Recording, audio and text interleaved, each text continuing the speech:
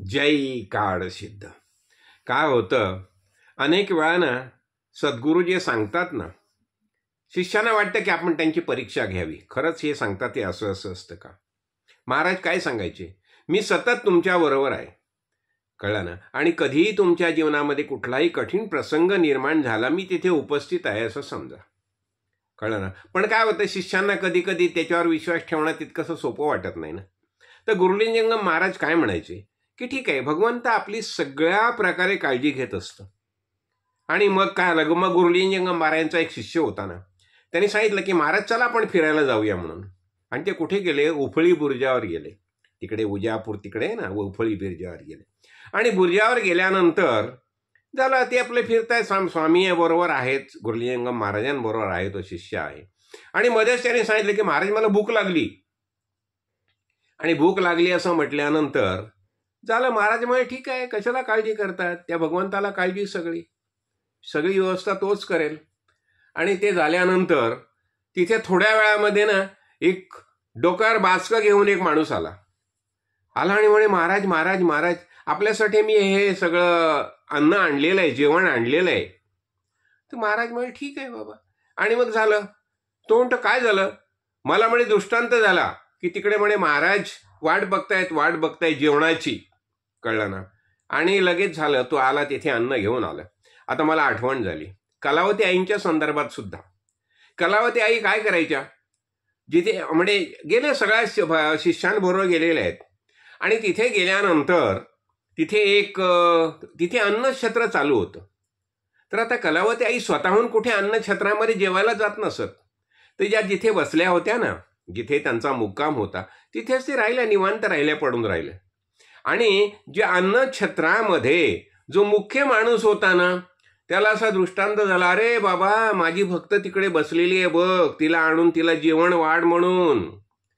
आणि मग झाला, तो भक्त आला तिथे कलावती आईंकडे, सांगितलं ताई ताई ताई ताई ती चला म्हणे आपल्याला तिथे सगळं जेवणाची व्यवस्था केलेली आहे मी.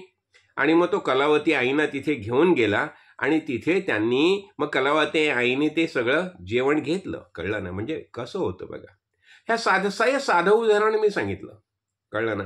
म्हणजे गुरुलिंगम महाराजांची पण परीक्षा घ्यायला गेला शिष्य, झालं तिथे आला, डब्बा घेऊन आला. आणि दुसरं बघा, म्हणजे ह्या सगळ्या गोष्टी आपल्याला माहिती आहेत. तुकाराम महाराज तिकडे भंडारा डोंगरावर जायचे की नाही, आणि भंडारा डोंगरावर जायचे, त्यांना जेवणाची काहीच अशी नसायची, कळलं ना. पण त्यांची जी आवडा होती ना, आवडाबाई, ती काय करायची, अगदी त्यांना शोधत डबडोक्यावर डब्बा घेऊन त्यांना जेवण घेऊन जायची, कळलं ना. आणि अशी एकदा गेली असताना काय झालं, तिच्या पायाला लागला काटा. आता काटा लागल्यानंतर तिथे स्वतः विठ्ठल आलेला आहे आणि विठ्ठल येऊन तिच्या पायातला काटा काढायला लागला, कळलं ना. मग काटा काढतोय, मग ती इकडे म्हणते, कारण ती तावलीच होती, ती म्हणते अरे विठ्या म्हणे तुझ्या नादाने म्हणे माझा नवरा बिघडला म्हणे घराकडे लक्ष देत नाही, उठसूट म्हणे जाता तिकडे भंडारा डोंगरावर आणि काहीतरी करत बसतो. मग त्यांनी विठ्ठलानी स्वतः तिच्या पायामधला काटा काढलेला आहे, म्हणजे स्वतः विठ्ठल तिथे आलेले आहेत काटा काढायला. आणि तुम्ही कधी गेलात ना, आळंदीला गेलात, तिकडे देऊला गेलात, तिथे बघा भंडारा डोंगरावर जे मंदिर बांधलेले आहे ना, त्या मंदिरामध्ये जो आवडाबाईचा एक फोटो ठेवलेला आहे बघा, प्रतिमा ठेवलेली आहे. आणि त्या प्रतिमेमध्ये स्वतः भगवंत तिच्या पायातला काटा काढतोय, कळलं ना. अशी मूर्ती आहे तिथे, म्हणजे मी स्वतः पाहिली म्हणून तुम्हाला सांगतोय. जरूर जा कधी गेलात तर बघा. म्हणजे मी इथे काय सांगू इच्छितो, जेव्हा आपण पूर्ण तारी मारी तुझेच चरण या भावाने जेव्हा आपण भगवंताला शरण राहतो ना, भगवंत सगळी काळजी घेतो, कळलं ना. आणि हे अनुभव आपल्याला स्वतःला येतात, जीवनामध्ये अनेक अनुभव येतात. मी स्वतः अनुभव असे अनेक घेतलेले आहेत. आणि म्हणून मी हे ठामपणे सांगू शकतो, विशेषतः काळसिद्धेश्वर महाराजांचे जे अनुग्रहित शिष्य आहेत ना, त्यांनी कधीही काळजी चिंता करू नये. लक्षात घ्या, महाराजांनी म्हटलंय की नाही की मी सतत तुमच्या बरोबर आहे आणि मी तुमचा हात धरलेला आहे, त्यामुळे मी तुम्हाला अंतिम सुख कल्याण होईपर्यंत मी तुमच्या बरोबर राहणार आहे. तेव्हा निश्चिंत राहा, कुठल्याही प्रसंगी कुठल्याही बाबतीत घाबरू नका. फक्त एकच, श्रवण मनन निधिध्यासित चालू ठेवा, सतत अनुसंधान त्याचं ठेवा.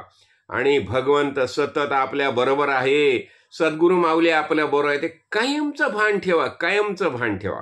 कुठल्या ना कुठल्या रूपामध्ये महाराज येतीलच आणि ते आहेतच, सोबत आहेत. असे अनेक प्रसंग आहेत, अनेक प्रसंग आहेत. ह्यातून मला एकच सांगायचं आहे की जो भक्त झाला ना, भगवंत दूर नाहीत, त्याच्याबरोबरच भगवंत आहे. कारण आपला विश्वास काय, तारी मारी तुझेच चरण, या भावाने आपण सद्गुरू भगवंताला शरण गेलोय. त्यामुळे आपलं अंतिम कल्याण होईपर्यंत महाराज आपल्या बरोबर आहे, ते कायमचं भान ठेवा. जय काड सिद्ध, जय काड सिद्ध.